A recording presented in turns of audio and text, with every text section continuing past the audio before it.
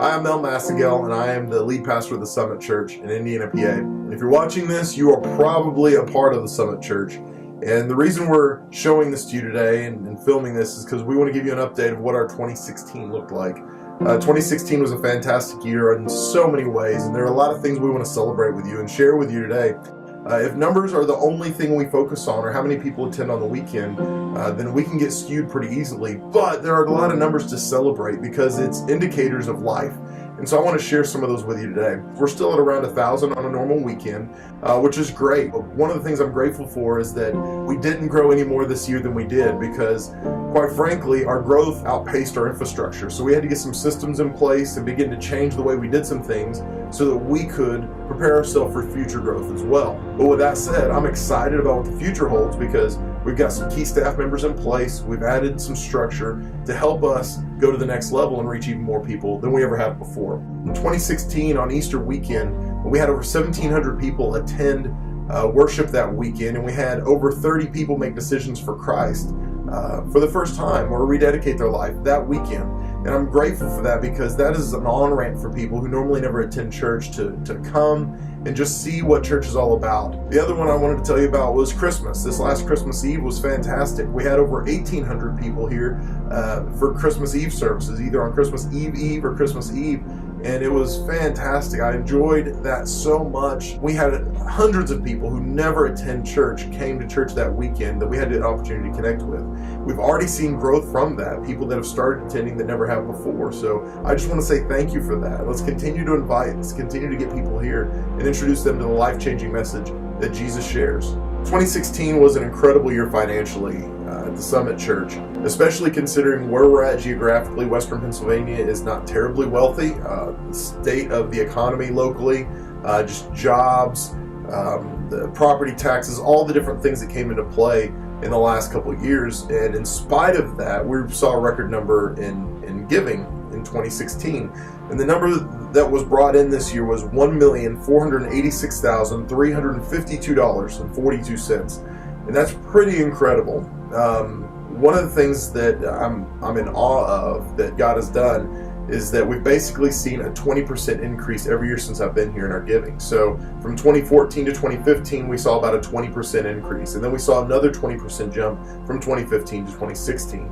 I can't explain that other than to say God is at work. We have chosen as a church to live generously, and we see God blessing that. And that's why we challenge the people of our church regularly to live generously and see what God will do, because God truly does bless that. We brought in just under 1.5 million, and our spending was about 1.36 million. So as you can see, we have a nice gap, a nice margin that we brought into 2017. And again, I'm grateful for that. I'm not going to go through all of our financial numbers with you today, but I do want to hit our biggest three expenditures that we have as a church. The first is our staff. Our staff is our most valuable asset we have. Our team is so important. They love what they do, and we love our staff. So we invest heavily in our staff. This last year, we spent $570,000 on our staff. This includes their salaries and their benefits, which include things like their health insurance. We've invested in them because they're heavily investing in our church. I'm grateful for our team. A healthy church budget, the staff expenditures will be between 30 and 40%. So we fall very well within that margin, and I feel good about what we spend on our staff and how we invest in our team. Another number I want to share with you is our building number. It was a little different this year because we started construction, and so some of our loan things shifted a little bit. But this year we spent about $312,000 on our current facility and investing in our new facility. And those were out-of-pocket expenses. So just to give you an idea, we spent about $200,000 out of pocket just for things like permits and fees and architectural drawings and things like that that we had to do before we could ever get started. And so that does not include the indebtedness we took on for the new building. That doesn't include our contractors, snow removal, landscaping, all the different things we do to maintain the facility. It was just mortgage payments and things getting ready for the new building. So that cost actually goes up when you bring everything else in. But again, when you look at normal ratios, we fit very well within what churches should be expected to do. And the last of the big three expenditures I want to share with you is missions. This year we spent $285,665.21 on ministry to people outside of the Summit Church. And that represents about 19% of our budget, or over 19% of our budget, went out the door to minister to people in Indiana County and in the United States and around the world. And I'm so proud of that fact that we were able to do that. In spite of the economy that we've talked about, in spite of what we saw in our community, all kinds of things going on, God is still faithful, and we're still seeing lives changed all over the world because of generosity of people just like you. So thank you for that. It really is exciting to see.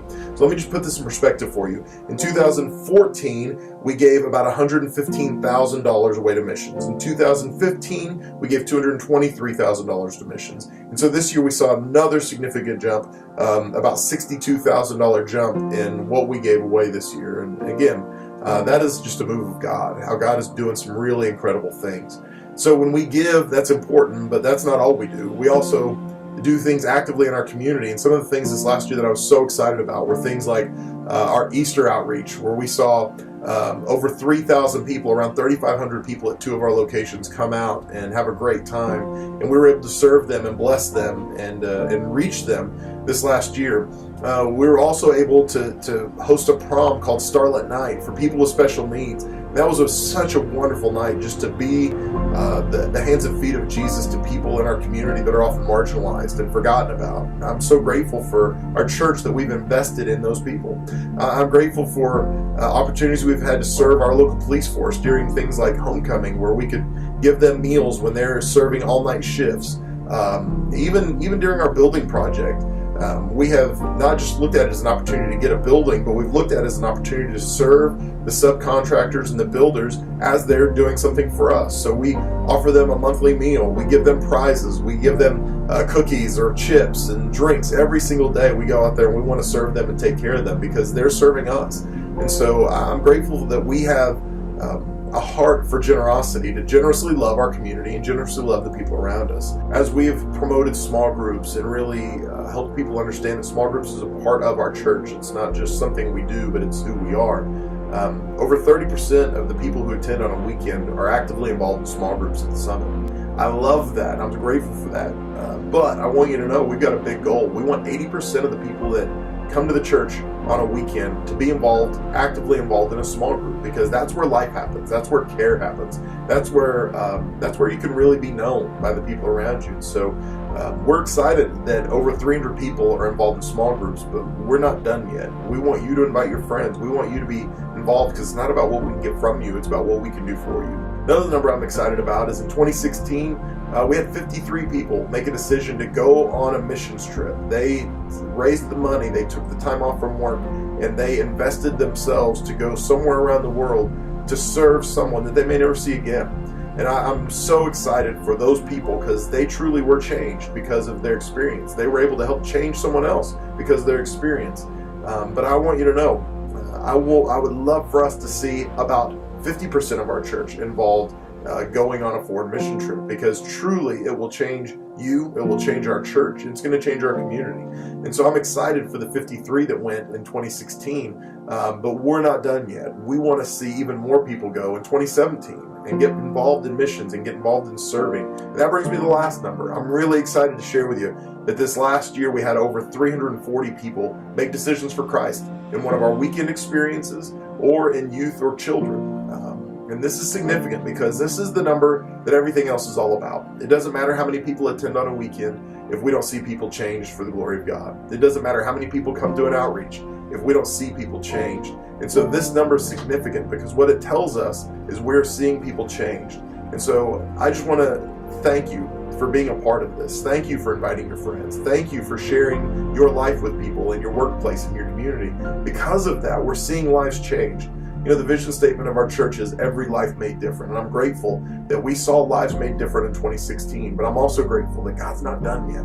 God's got even bigger things in store for us. He's got more in ahead for us, and I can't wait to see what that is. 2017 is going to be the greatest year in the history of our church, and I'm glad that I get to share it with you.